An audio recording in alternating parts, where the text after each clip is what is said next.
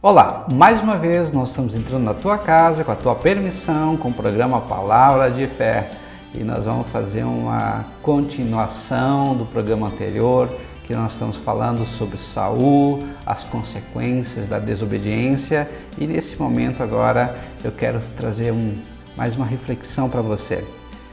A motivação por trás de toda rebelião é o poder, ou seja, a capacidade de manipular as pessoas e circunstâncias em benefício próprio ou buscando enaltecimento pessoal, ou seja, a pessoa tenta se enaltecer. Temos um exemplo bem interessante em relação ao monumento. A palavra de Deus diz em 1 Samuel capítulo 15 que depois da vitória de Saul em relação aos amalequitas, ele fez um monumento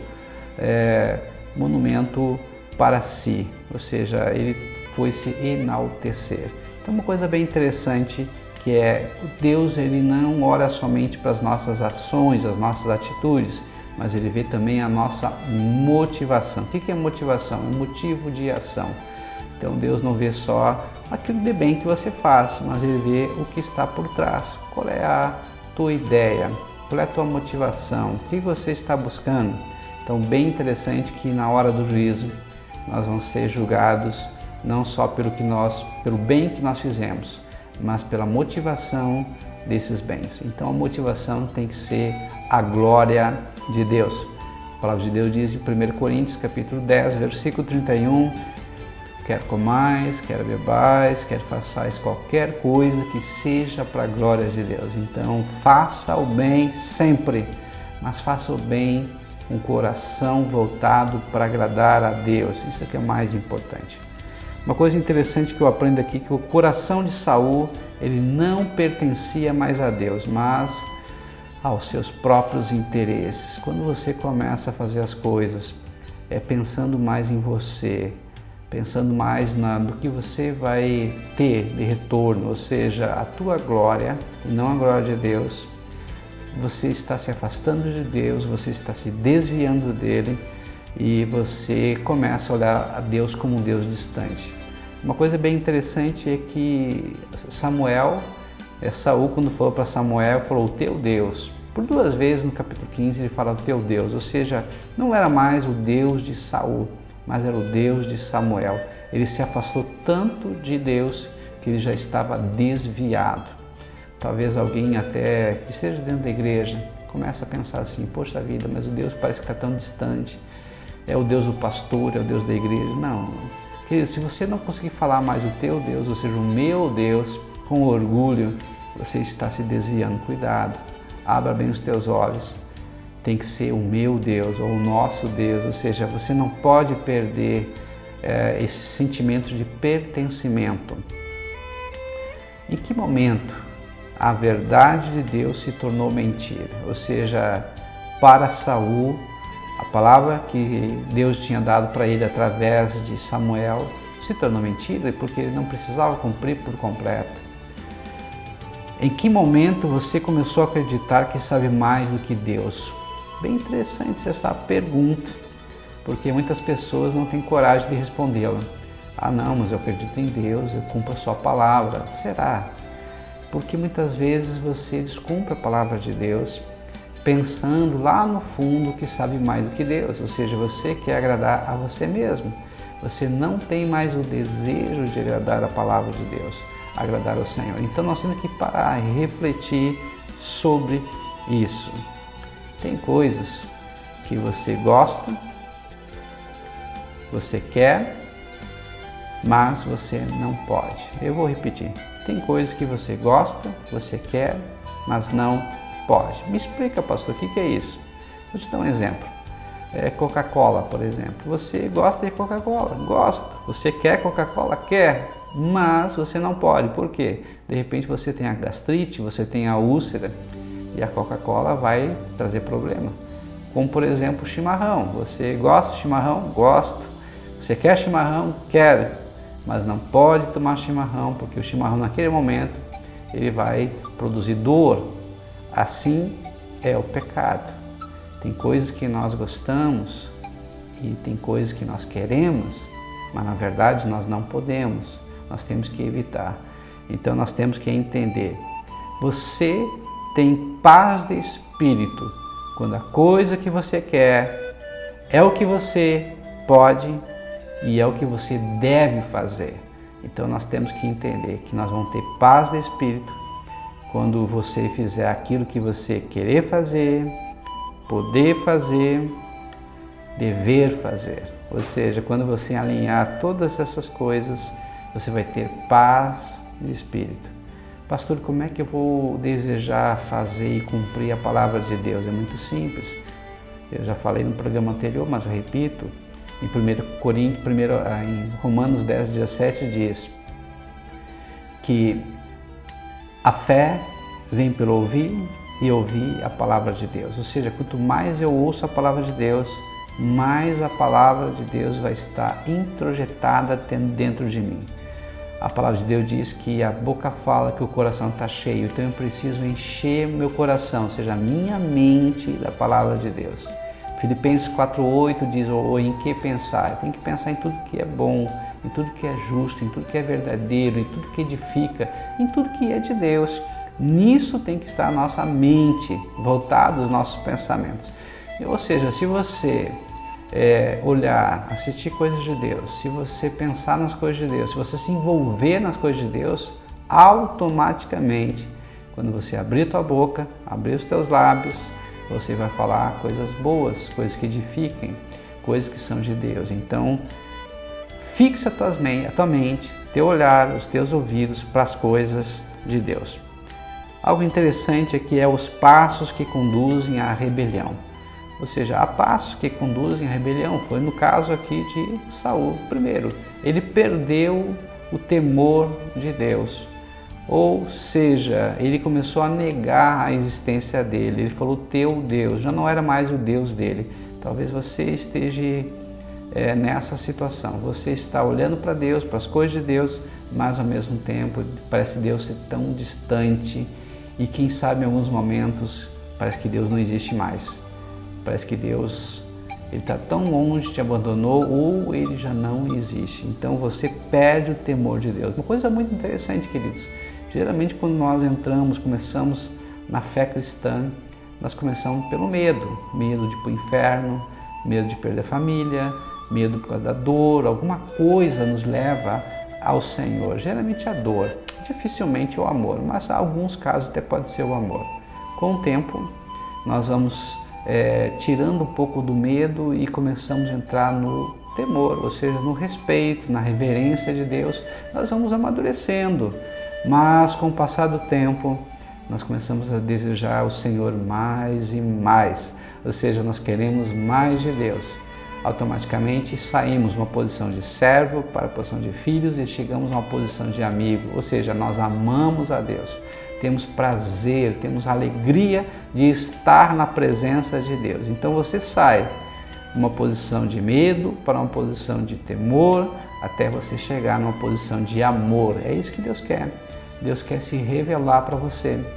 Você precisa apenas procurar Deus como procura um tesouro de valor inestimável. Na verdade, o próprio Senhor te procurou também como um tesouro. Você é aquela pérola que estava escondida. Você é um tesouro de grande valor para Deus. Muitas vezes nós também estamos ou nos conduzimos à rebelião quando nós começamos a procurar aquilo que Deus abomina. Quem sabe feitiçaria, magia negra, satanismo, coisas desse tipo assim, ou seja, coisas do mal. Você de repente pode pegar e fazer uma reavaliação na tua atitude. Onde você está procurando a Deus? Busca a Deus de todo o teu coração e você vai encontrá-lo. E quando encontrá-lo, você vai ter paz no teu coração. Eu posso entender uma lição, podemos tirar uma lição. Primeiro, Deus quer lealdade. E a lealdade só é verdadeira quando há obediência. Se não houver obediência, não há verdadeiramente lealdade, não há fidelidade a Deus.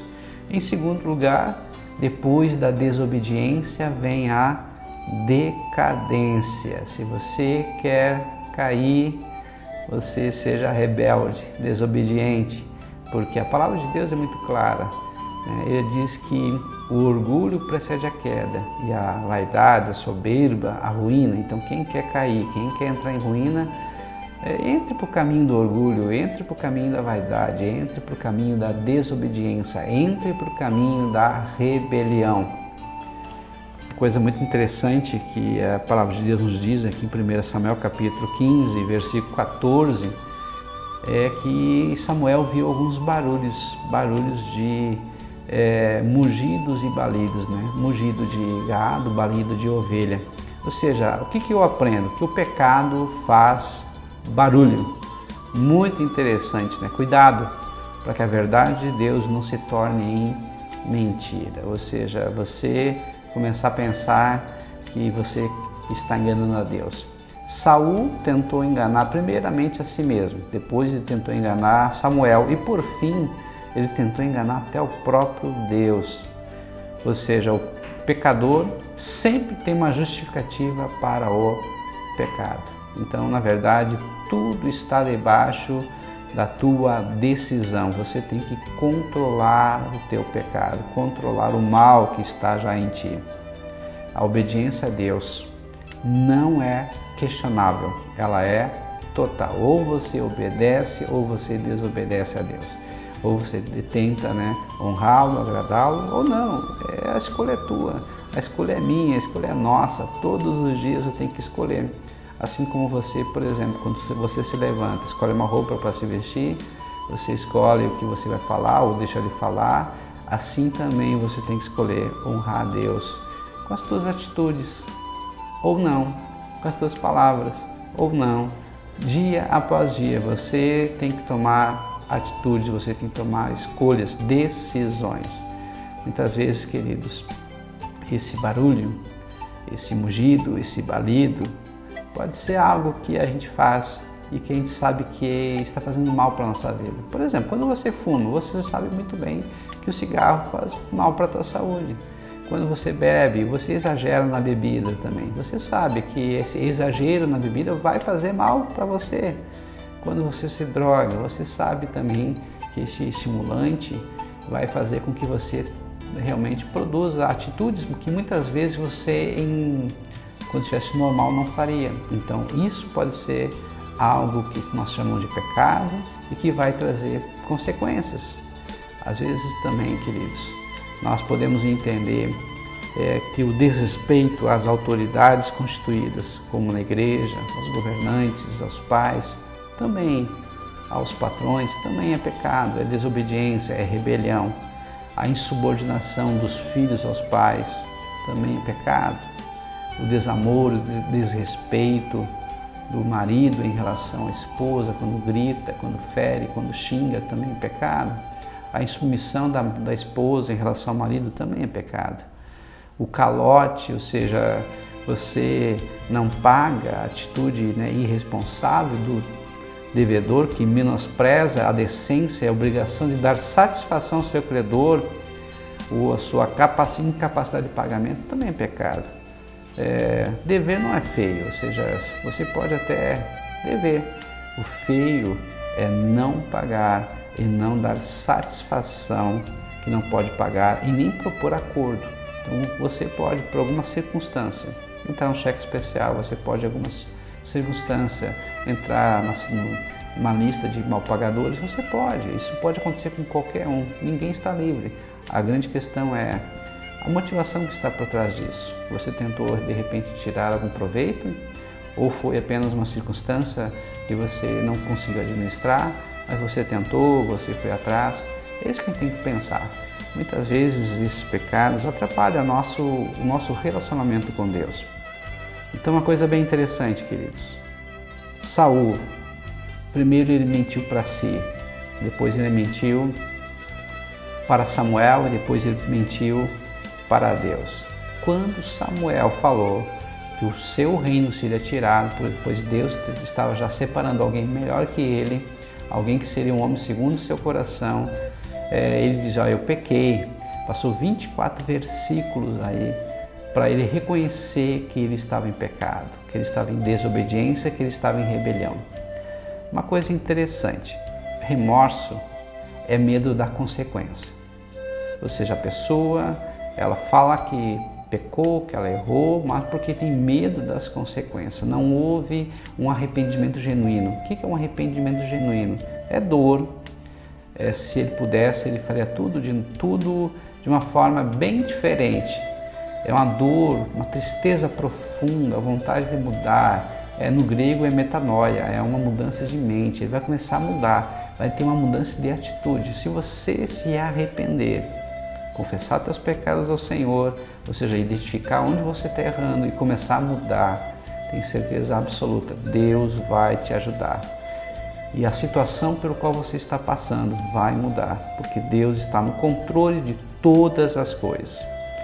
Uma coisa que eu entendo que é o sacrifício sem obediência, não passa de hipocrisia e de ritual religioso e vazio. Então, queridos, não adianta você fazer penitência, não adianta você fazer jejum, não adianta você fazer qualquer ritual, se esse ritual não estiver em consonância, em obediência à palavra de Deus. Você precisa obedecer a palavra de Deus. Você precisa ter prazer na lei de Deus, guardar a lei de Deus no seu coração, na sua mente. Como diz o Salmo 1, você tem que pensar, meditar de dia e de noite. Quando você pensa na palavra de Deus e medita na palavra de Deus de dia e de noite, tudo quanto você fizer vai dar certo. Deus vai te abençoar, Deus vai te ajudar, Deus vai fazer com que você prospere. Isso é o que é mais importante. Então, você quer prosperar? Você quer vencer na vida? Primeira coisa, obedeça. A palavra de Deus diz no livro de Deuteronômio, capítulo 28, que se eu guardar os mandamentos de Deus, os seus estatutos, tudo que eu for fazer vai dar certo. Deus vai me abençoar. No livro de Deuteronômio, capítulo 30 também, versículo 15, depois versículo 19, diz assim: olha, hoje eu tomo a terra, os céus e a terra por testemunha, que te ofereço o bem e o mal, a vida ou a morte, a bênção ou a maldição. Escolhe, pois, a vida para que vivas. Ou seja, Deus está dizendo que num dia a dia, em todas as circunstâncias, nós temos uma opção, nós temos um direito e um dever. Nós podemos aplicar a palavra de Deus e obedecê-la, e aí eu vou estar atraindo para mim a bênção e a vida, o bem, ou desobedecendo a palavra de Deus. Eu vou estar atraindo o mal, a morte e a maldição. Cada dia, cada momento eu tenho que tomar decisões. Que você possa tomar decisões baseadas na palavra de Deus, ser obediente e não fazer como Saul. Saul começou bem, mas Saul terminou mal. Por quê? Porque ele começou a amar mais a si mesmo do que a Deus. Ele se desviou, ele achou que sabia mais do que Deus. Uma coisa interessante aqui, para a gente poder fazer uma avaliação. Então, o coração de Saul era controlado pelos pecados de rebelião e arrogância, que aos olhos de Deus eram comparados com feitiçaria e idolatria. Então, toda vez que você for rebelde, aos olhos de Deus, você está sendo comparado com um feiticeiro. Toda vez que você for arrogante, orgulhoso, prepotente, Deus está te olhando como um idólatra. Muito interessante para a gente poder analisar. Mas por que para Deus, por exemplo, a questão da arrogância é considerada idolatria? Ou seja, no nosso coração, no meu coração, no teu coração há um trono. E nesse trono nós podemos colocar algumas pessoas. Ou nós colocamos o nosso próprio eu, ou seja, eu quero agradar a mim mesmo, ou eu coloco a Deus, eu quero agradar a Deus. Quando eu quero colocar Deus no trono do meu coração, eu estou adorando a Deus, eu estou dizendo que o Senhor é o meu Deus, o único e suficiente Deus. e Senhor e Salvador da minha vida. E eu quero agradá-lo. Como é que eu agrado? Como é que eu adoro? Obedecendo. Como é que eu amo? Obedecendo. A palavra de Deus é muito certa, né? Quando diz, quem me ama obedece. Então, quando você ama a Deus, você obedece a Deus. Mas em algumas situações nós tiramos Deus do trono do nosso coração e nós colocamos nosso próprio eu. Por quê? Porque na verdade nós queremos agradar a nós mesmos. Achamos, ou consciente ou inconscientemente, que sabemos mais do que Deus, sabemos o que é melhor para a nossa vida. Isso é idolatria, porque colocamos o nosso eu no lugar do nosso Deus, e o nosso eu se transforma em o nosso Deus. Por isso que é idolatria, porque eu quero fazer a minha vontade em detrimento da vontade de Deus. E a minha vontade, ou seja, o meu eu, se torna o meu Deus. Por isso que é importante tirar o nosso eu, nossa vontade, os nossos desejos em relação a nós mesmos e fazer com que Deus seja o centro de todas as coisas. Ou seja, o que eu pensar, o que eu desejar, o que eu querer tem que ser Deus em primeiro lugar. Ele tem que ser o número 1. Pastor, como é que na prática eu sei que Deus é o número 1? Aquilo que tu mais pensa é Deus, Ele é o número 1.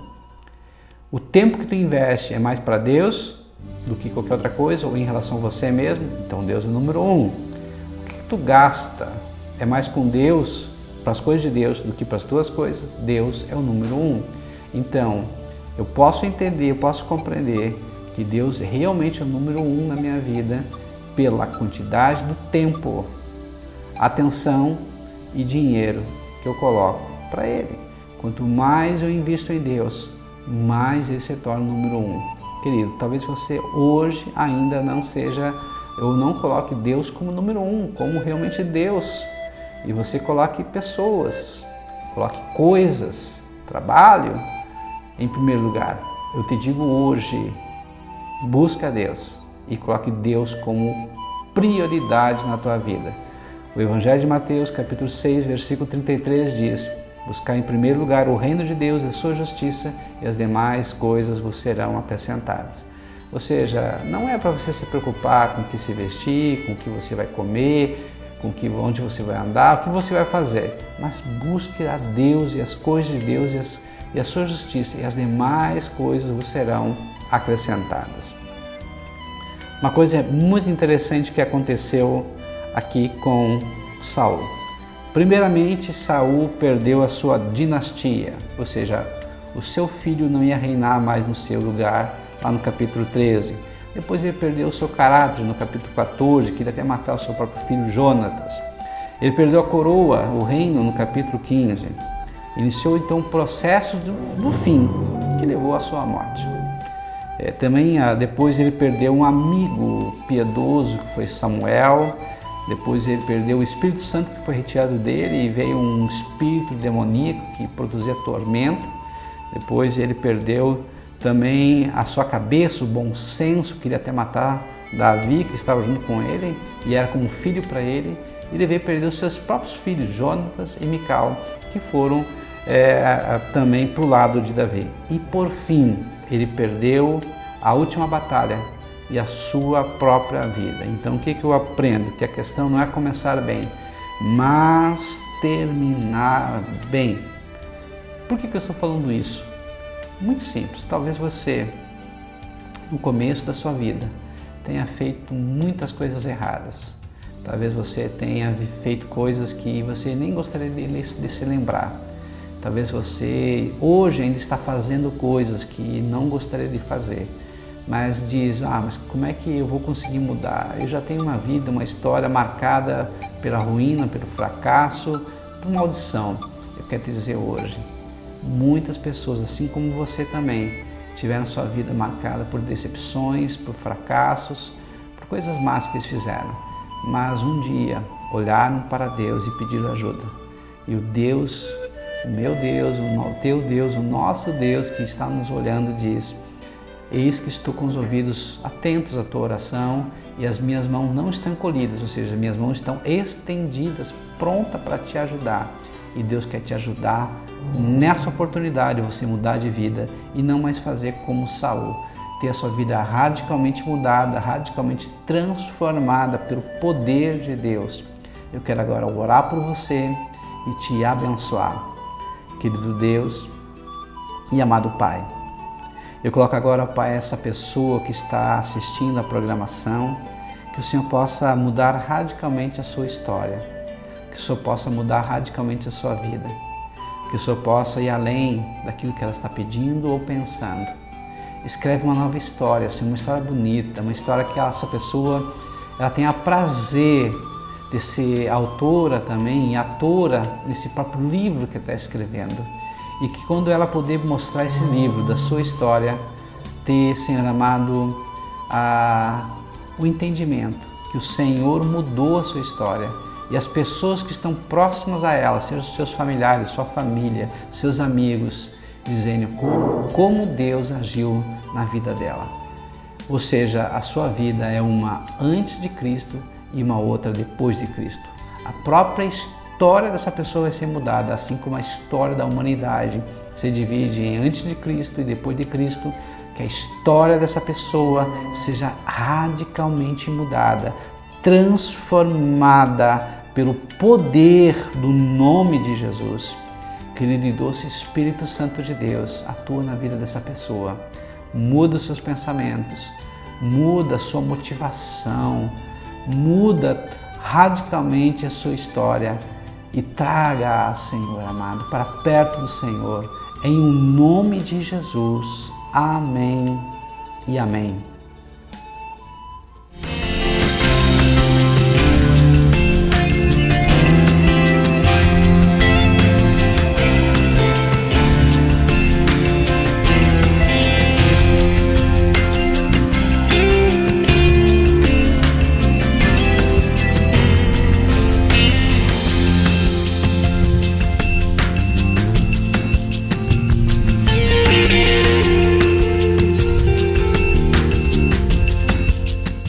Olá, eu sou o pastor Adão Lemos do Instituto Teológico Batista Catarinense. Eu quero te convidar para um curso de teologia. Esse curso tem duração de 2 anos, acontece todos os domingos, das 9 às 11h30, na faixa velha de Camobi, RS 509, número 3278, na Igreja Batista Vida Nova de Camobi, no Pé de Plátano. Você é o nosso convidado especial. Participe!